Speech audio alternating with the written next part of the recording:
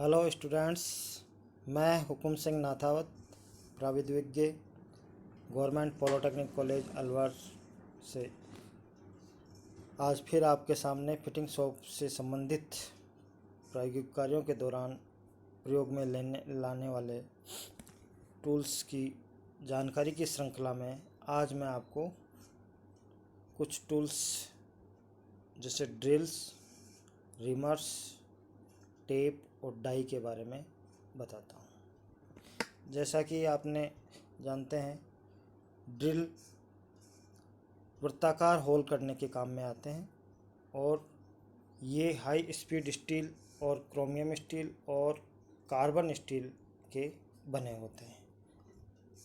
इनके मुख्य parts body, नेक, shank और टैंक होते हैं।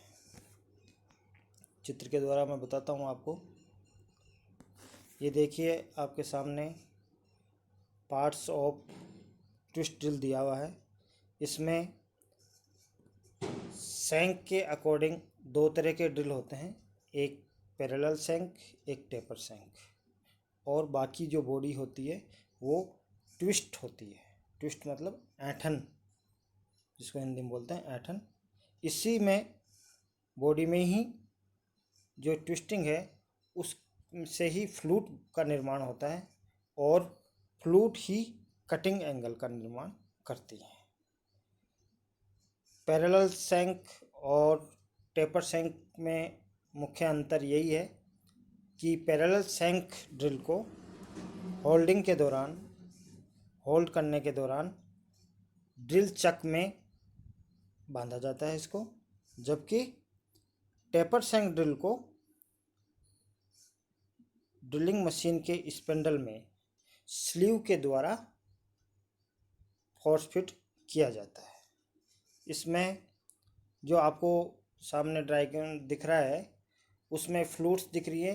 फ्लूट्स का मुख्य काम, पहला काम कटे हुए मटेरियल को या चिप्स को बाहर निकालना। दूसरा, जॉब तक कूलेंट को पहुंचाना ताकि ड्रिल ठंडा रहे, कूल रहे और कटिंग एंगल ख़राब नहीं हो। और मुख्य काम है ट्विस्ट फ्लूट से ही कटिंग एंगल का निर्माण होता है। ठीक है, ये कार्य के अनुसार जितने डायमीटर का अपन को ड्रिल करना हो उसके अनुसार इनको प्रयोग में लिया जाता है। 12 mm से बड़ी साइज के ड्रिल अधिकतर टेपर शैंक में ही होते हैं ताकि उनको ड्रिल चक की आवश्यकता नहीं रहती और वो डायरेक्ट ड्रिलिंग मशीन के स्पिंडल में फिट कर दिए जाते हैं। अब मैं आपको थोड़ा टाइप्स ऑफ ड्रिल बताता हूँ। 3 तरह के ड्रिल होते हैं, एक फ्लैट ड्रिल, एक स्ट्रेट फ्लूटेड ड्रिल और तीसरा है ट्विस्ट ड्रिल।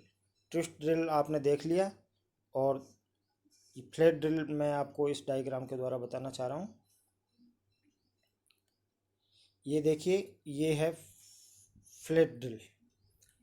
ये ज़्यादातर लकड़ी में या सॉफ्ट मेटल में होल करने के लिए काम में लिया जाता है। जैसे प्लास्टिक में कई बार होल करना पड़ता है, कई बार वुडन में होल करना हो तो इसके द्वारा अपन होल आसानी से कर सकते हैं। दूसरा है स्ट्रेट फ्लूटेड ड्रिल। ये भी आपको सामने नज़र आ रहा है। इसमें एक स्ट्रेट फ्लूट होती है और तीसरा जो आपको दिख रहा है पैरेलल शैंक और चौथा दिख रहा है आपको टेपर्ड शैंक। पैरेलल शैंक और टेपर्ड शैंक का मैंने आपको अभी बताया था कि इनको पैरेलल को ड्रिल चक में बांधेंगे और टेपर को डायरेक्ट स्पिंडल में बांधेंगे। तो ये था एक ड्रिल का परिचय। इसमें इसको काम में लेते समय इसका जो काम करते हैं उसको ड्रिलिंग ऑपरेशन बोलते हैं। ड्रिलिंग ऑपरेशन में के दौरान आपको मटेरियल के अनुसार उचित कूलेंट का प्रयोग करना अनिवार्य होता है ताकि ड्रिल का कटिंग एंगल खराब नहीं हो। अब मैं आपको आगे रिमर के बारे में बताता हूँ। नेक्स्ट टूल बताया आपने रिमर। ये जो है रिमर किए हुए ड्रिल को और भी अधिक फिनिश बनाने के लिए रिमर का उपयोग किया जाता है, या अपने अकॉर्डिंग ड्राइंग या अकॉर्डिंग नीड, यदि प्रॉपर साइज चाहिए, कि जैसे कि आपको मार्केट में ड्रिल 6.75 का अवेलेबल है और आपको उसकी साइज, ड्रिल की साइज आपको 6.80 चाहिए, तो वो जो 6.75 से ड्रिल करने के बाद में रिमर के द्वारा उस साइज को थोड़ा सा बड़ा कर सकते हैं और फिनिश भी कर सकते हैं। इस तरह से रिमर का यूज होता है। ड्राइंग में आप देख रहे हैं पार्ट्स ऑफ रिमर। इसमें देखिए वही बॉडी होती है, इसमें कटिंग एंगल नहीं होता है, इसमें सिर्फ बॉडी पे जो फ्लूट कटी रहती है उन्हीं में कटिंग एज बनी रहती है। इसमें बीच में एक नेक रहता है, ये नेक है, और ये इसका शैंक है। ये और जो इसका हेड होता है वो स्क्वायर होता है, जिसमें कि हैंडल के द्वारा इसको ऑपरेट किया जाता है। इसमें आपको मैं और बताता हूँ थोड़ा। ये देखिए टाइप्स ऑफ रिमर में हैंड रिमर, मशीन रिमर और एक्सपेंडिंग रिमर। हैंड रिमर आपने देख लिया, जो कि हैंडल लगा के हाथ के द्वारा चलाया जाता है। दूसरा मशीन रिमर, जिसमें कि शैंक टेपर शैंक होगा और वो मशीन में फिट होके मशीन के द्वारा काम में लिया जाएगा। तीसरा है एक्सपेंडिंग रिमर। इसका मतलब कि कोई कार्य में, कोई जॉब में यदि अधिक गहराई में ड्रिल को रिमिंग करना है, फिनिश करना है, तो इस जॉब का, इस रिमर का यूज किया जाता है। ये आपका रिमर का चैप्टर हुआ। अब मैं आपको बताता हूँ टैप्स के बारे में। टैप्स क्या होते हैं? टैप्स इंटरनल थ्रेड्स या इंटरनल चूड़ियाँ काटने के काम में आया जाता है, जो कि ड्रिल करने के बाद में चूड़ी काटी जाती है। इसमें आपको ड्रिल वो टेप की एक डायग्राम दिख रहा है। इसमें देखिए आप, वही हेड इसका स्क्वायर होता है जिसमें टेप हैंडल लगता है, तथा उसके बाद में शैंक आता है, वो पैरेलली होता है, और ये वाला जो हिस्सा है आपका, ये बॉडी है, और इस पे फ्लूट कटी होती हैं, बॉडी पे फ्लूट कटी होती हैं, और ये दांते भी कटे होते हैं, और ये हाथ के द्वारा इसका प्रयोग किया जाता है। और इसके बारे में आपको बताऊं कि TDS जिसको बोलते हैं टेप ड्रिल साइज, कि कोई भी टेपिंग करने से पूर्व आपको ड्रिल करना आवश्यक होता है, तो उसकी साइज निकालने का फार्मूला जनरल जो काम में लिया जाता है वो ये होता है कि जैसे आपको जॉब में M10 की साइज़ दी गई है। M10 का मतलब 10 mm की आपको इसमें इंटरनल थ्रेड्स काटनी है, तो इसके लिए आपको फार्मूला काम में लेना पड़ेगा TS minus pitch. TS minus pitch से तात्पर्य है टेप की साइज, उसमें से पिच को माइनस कर दिया जाएगा। और हर एक टेप की साइज़ के अनुसार एक स्टैंडर्ड पिच होती है, कि जैसे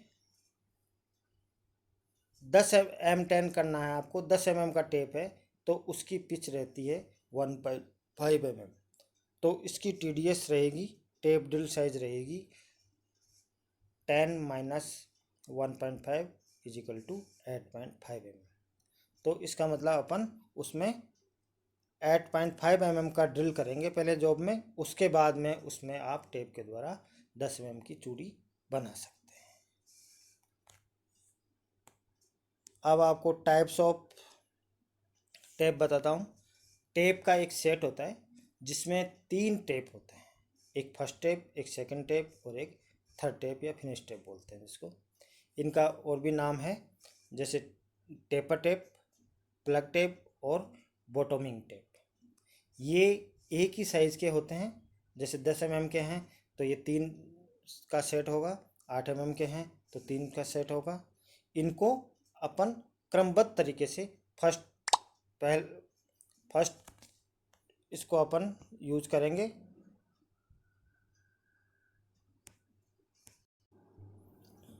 तो इस तरह से अपन पहले फर्स्ट टेप, फिर सेकंड टेप और फिर फिनिशिंग के लिए लास्ट टेप अपन इसमें ड्रिल के होल में घुमाएंगे।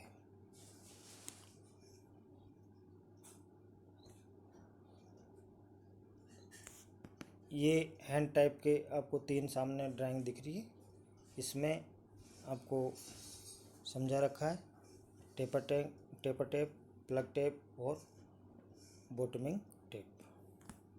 अब अपन टेप के बाद में आते हैं टॉपिक डाई।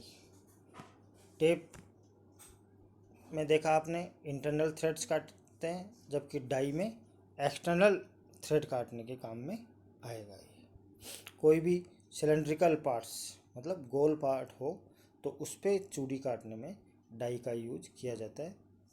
ये एक गोलाकार हार्ड स्टील की बनी होती है और इसके अंदर चूड़ियाँ कटी होती हैं और फ्लूट भी होती है इसके अंदर, और जिसमें कटिंग एज बने होते हैं। ये 3 तरह की होती है, पहली सॉलिड डाई, दूसरी एडजस्टेबल स्प्लिट डाई और तीसरी है एडजस्टेबल 2 प्लेट डाई। इसको आपको ड्राइंग में बताता हूँ। ये सामने आपके ड्राइंग है, ये इसका डाई हैंडल होता है, ये डाई स्टॉक होता है, इसके अंदर डाई को फिट किया जाता है और जैसे कार्य के अकॉर्डिंग इसकी साइज अपन काम में लेते हैं।